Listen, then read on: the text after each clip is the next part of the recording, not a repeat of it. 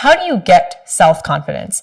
Doing what you say you will do and holding true to that. Hey everyone, and welcome to this episode of Chai with Chhavi. I decided to take to Instagram. Oh, there is a fly roaming around here. I decided to take to Instagram and ask you guys what questions you had for me and do kind of like a reverse podcast thing. So let's get right into it. Okay, so the first question I have is, can you briefly describe your journey and what led you to start a podcast? I am so grateful for the platform that I have and the one that I've grown over the last few years. When I first started on Instagram, I had no idea what it would lead to, and it's just opened so many doors. And I think for the longest time, I've just felt like I wanted to do something more with the platform. I wanted to have a greater impact. And for me, speaking is one of those things that I feel really allows me to express myself. Now, of course, we all express ourselves through speech, but some people feel more comfortable writing. Some people may like art. Some people may do it through music or dance. And for me, I just feel like words are so powerful, and it really inspired me to start this podcast. I wanted to talk to people. I wanted to share interesting stories, and I just wanted to share insights with people who may need them. Part of having a platform means having a voice, and I wanted to use my voice to reach as many people as possible, help them out if they're feeling low, give them that extra boost of motivation if they need it and don't have anyone around to give them that. So I would say those are the things I was thinking when I decided to start Chai with Chhavi. What is Chai with Chhavi, and what's the core message and mission behind your podcast? The reason this podcast is called Chai with Chhavi is because I feel like the most deep conversations happen over a cup of chai. In my house, my mom and I have chai together every morning, sharing our feelings. We're sharing our vision, our goals, our strategies, brainstorming, and it's just such a deep, meaningful conversation. So that's where I got the inspo of Chai with Chhavi. I wanted to have these deep, meaningful, vulnerable, raw talks where we're sharing insight, we're sharing experiences, different things over a cup of chai. And obviously, chai, who doesn't love chai? So that's what the story is behind the name. Now, the guests that are on here are all people who I admire, their stories who I admire, and people who I believe are paving the way for the future. I think people who are high achievers, trailblazers, they have a unique set of challenges that not many people address when it comes to balancing like a hectic schedule, managing your mental health, figuring out what to do next. Sometimes the path you take is so uncertain. So this podcast is to help those people and also just talk about some of those issues that we may be facing. How do you feel your influence has grown or changed since your pageant days, and how do you handle the responsibility that comes with influence? It's so interesting because when I first got started with content creation and influencing, I just did it for fun. I was right off of the Miss USA stage. I was in college, my second year, just finishing up. And at the time, it was just sharing my life, sharing what I was doing, what was post Miss USA, what was happening in terms of the opportunities I was getting, travel, different things like that. And then now that we are about 6 years removed from when I first got started, I feel like, as I mentioned earlier, my whole perspective has become one of how can I make an impact and how can I really touch people in a different way? I am super passionate about mental health, and I really think it's important to take care of that. I'm glad it's becoming a topic of discussion now, but I feel like for so many years it wasn't. And even in some cultures, it's not addressed openly. That is why I thought, let me use my platform to address those issues that I feel like are not being addressed, to address some of the things that we've dealt with in our past as a culture, as a community, and maybe make sense of it a little bit. So that was basically where my mind was at with all of these things and how I want to change the way that I have influence now. Now, these are a little away from the podcast, a little bit more personal. What is one of the hardest truths you have learned? So I've come to peace with the fact that the only constant in life is change. And I have a tendency to be quite resistant to change. I am a creature of habit. If I, get put into a pattern, I can repeat that pattern indefinitely. And at some points in time, it has been a superpower, but somewhere it has also been a curse in the sense that it sometimes inhibits me from challenging myself and trying something new because I'm not sure what that change will bring. So I guess a hard concept I've realized is to be okay and accepting of change. And I feel like I've also just learned over the years to be a little bit more accepting of how things are. Not always feel the need to have control, but just to go with the flow and be spontaneous. I am someone who, again, relies very heavily on a plan, needs to know what's going on at all times. I am the person in my friend group that creates the itinerary, and it has served me very well. But sometimes letting go is also important, and just accepting the situation, accepting the circumstances. Obviously, if it's something painful and abusive and something that requires change, not in those instances, but for the most part, just being like, you know what? It's okay. It'll all work itself out. And that just takes a lot of the stress and anxiety away from a situation when you feel like you can't control something. So that is a concept that I've realized. What do you do when you are having a bad day? What do I do when I'm having a bad day? I make myself a cup of chai, which, I feel like you would have guessed that. I make myself a cup of chai. And then I really like watching movies when I'm having a bad day. I feel like movies are an escape, and it just, for a brief moment, they can take you to another world, give you some perspective. And when you're done watching that movie, you just feel like you can address your problem or whatever it is that's bugging you in a different way. So for me, I love Harry Potter, and there's a whole I can get very deep on this point of why I love Harry Potter so much, but without nerding out too much, I feel like the whole story, it just makes me feel like you can do anything. When I see Harry and Ron and Hermione fighting this evil, fighting the Death Eaters, fighting Voldemort, and just doing these things, triumphing over these challenges, it's just so empowering. Now, I am pretty sure that whole segment just sounded super nerdy, but it's true. It's just that fantasy world of magic, and it makes you feel stronger than the situation that you might be in. So for me, I really like watching movies with a hot cup of chai when I'm having a bad day. And now that this season of Chai with Chhavi is out, I'll probably be listening to this podcast when I'm having a bad day. So what is one story from your childhood school life that you will never forget? Wow, there's a lot of stories from my childhood. Let me think of a good one. So, growing up Indian American and an immigrant, because I moved here with my family, I moved to the US with my family when I was 4 years old. I think balancing your Indianness with your Americanness is a common issue that a lot of people who are in the same boat as me face.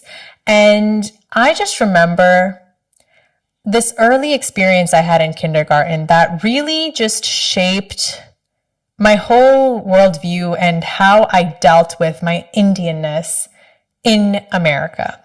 So I was about 4 or 5 years old. It was my first day in kindergarten, and I was put at a table with a bunch of other girls who were not Indian. And I remember for lunch, my mom had kept me Indian food. So she had kept me roti, sabji, dal maybe, just those very traditional food. And I remember it was lunchtime. I went up to get my lunchbox. I opened it, took out the food, and I looked up and I saw just confusion on the faces of these girls. I was a little unsure of why. And one of them, I remember, just said, "Ew, what is that? What are you eating? What's that smell?" And then they all sort of started ganging up on me like that. And I just remember being I remember that being the first time that I felt really embarrassed of my food and where I was from. So I went back home that day and I told my mom, like, mom, I don't want to bring Indian food to school anymore. The girls at my table make fun of it. They don't know what it is. They say it smells. Like, can you just pack me a sandwich or something tomorrow? And my mom, she said, you know what? I'm going to pack you something tomorrow and I'm going to give you a little extra and I want you to share with the girls at your table. So the next day I went into school. I had no idea what my mom had kept me for lunch, but I was dreading it. So it's lunchtime again. I'm nervous. I get my food. I open it and I see my favorite food. I see samosas and I see some gulgule, which is like this. If you're not familiar with gulgule, or if you call it something else where you're from, it's like a munchkin, but that's fried. That's the best way I can describe it. So it's sweet and it's fried and it's really, really good. It's like my guilty pleasure to this day. And I was so excited to have this food. I opened it and I started eating it. And again, like these girls, actually it was also pakode. It was pakode, gulgule, and the samosas. So I started eating them, and again, the girls looked super confused. I remembered my mom had wanted me to share some with them, so I asked them if they wanted it. They hesitantly said yes, and I kid you not. That day onwards, these girls were wanting a little bit of my lunch every single day because of how much they liked it. And I feel like that story, very early on, just taught me the importance of being open when it comes to sharing your culture and really not being embarrassed by it. Like when you accept, embrace, and love your culture and you have an open mind when it comes to sharing it, other people will really surprise you with their acceptance of it. So I really think that lesson that I learned early on really set the trajectory up for where I am now and the way that I feel about sharing my culture with the world at this point in time as an adult. What is the key to self-confidence? I think there are two things when it comes to self-confidence. So I think one aspect of self-confidence is building trust with yourself, which then leads to having faith in yourself. How do you get self-confidence? I believe you get self-confidence by doing what you say you will do and holding true to that. When you know that you can trust yourself, when you say that you're going to do something and you do it, you build that trust with yourself. And the opposite happens when you don't, right? When you say you're going to do something, even if it's something small, like I'm going to go to the gym today, and you don't do that, and you don't do that consistently, you don't have that faith in yourself. Now, this is my opinion, I just want to say. So I'm totally open to discussion when it comes to this, but I think my personal self-confidence comes from doing just that. Having integrity, being able to stand by what you say you'll do and to rely on yourself is the first step to self-confidence. Now, in terms of practices, I think self-confidence can be developed by doing things like journaling, doing self-reflection, and really getting to know yourself on a deeper level in that capacity.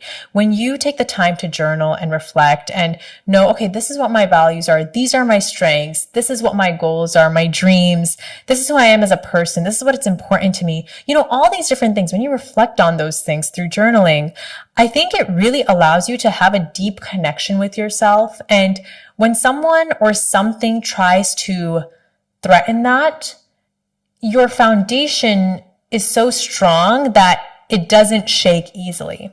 If you don't have that faith in yourself, it's so much easier for someone to come say something to you, which could be totally off base, and you to believe that because you haven't taken the time to develop that relationship with yourself. So I would say that is the key to self-confidence. How do you keep in such excellent shape? Can I hire you as a coach? That's really sweet. When it comes to staying in shape, for me, it just comes down to having healthy habits and really finding joy in taking care of my body. I show up at the gym about 6 times a week, 5 to 6 times a week. And I'm able to show up at the gym and work out and train because for me, it's an enjoyable experience. For me, it's a way of treating my body. And I think when you have that type of relationship with working out, being healthy, eating healthy, trying fun, healthy recipes, it makes the process more enjoyable. And you're not dreading it. You're not feeling like it's a punishment. You're excited to to do it and to be a part of it and to participate. So I would say finding joy in health and fitness is one way that I stay in shape. And then the other thing is I don't give myself an option to say no. So every day in my routine, I have carved out a certain time that I go to the gym. Like my gym time is from 8 to 10. Now, during that time, I go to the gym every single day. The days that I don't go to the gym, I honestly am at a point now where I'm like, I don't know what to do with myself because that is my gym time. And when you set that specific non-negotiable time and you take that time out of your day to go to the gym and you follow through with it, I think it just becomes second nature and you don't have to think about it anymore. You just automatically know, okay, it's 8 o'clock, I'm going to the gym. And I really I push myself, never to a point where it's like, unhealthy, but sometimes I don't feel like it and I'm like, oh, I don't really feel like going to the gym, but I still go anyway and I'll do something, just something to stay active, whether it's a walk, whether it's a little cycling, whether it's a fun fitness class, just something to break the routine, but I still show up anyways. And I think when you do show up for yourself like that, it reinforces the habit, it builds confidence, and it builds discipline and becomes a lifestyle. So that is how I stay in shape. I think the hardest part about all of this, though, is going to the gym, going to train, and not having any idea of what you want to do. I think when you're in that space, it's very hard to follow through because you're like, okay, I need to go to the gym. I don't know what I'm going to work out. I don't know what, all these different things, all these different barriers. So the key is to just make it as foolproof as possible. Have a time you're going to go, have a workout plan, pre-planned, pre-prepared, so you don't have to think day of what you're going to do. Have your workout clothes set out the night before. Do whatever it possibly takes to make the process as seamless as possible and just to be like, there's no reason that I can't do this. If you have your clothes set out, you have your water ready, you have your workout plan, you have your time block, there's no excuse to not go through with it. I was reflecting on this. For so many people, grabbing a morning cup of coffee is like second nature. It's a part of their routine. They go into their local coffee shop, spend $5 to $6 on a cup of coffee, and it's not a big deal. But then when you ask that same person to spend $5 to $6 a day on their health and fitness, perhaps a workout plan or certain things that would help them in that area, it seems like a lot. So I think the question is, where are you putting your time? Where are you prioritizing things? Because everything just comes down to action. It comes down to habits. So if you want to make a change, you need to take those actions that would lead to that change. If you don't take the set actions that would lead to that transformation, you're not going to get those results. So that was just my 2 cents on what I've been reflecting on. All right. So I think that those are all the questions. Thank you guys so much for submitting all these questions. I had an incredible time talking to you, and I will see you next time. Bye.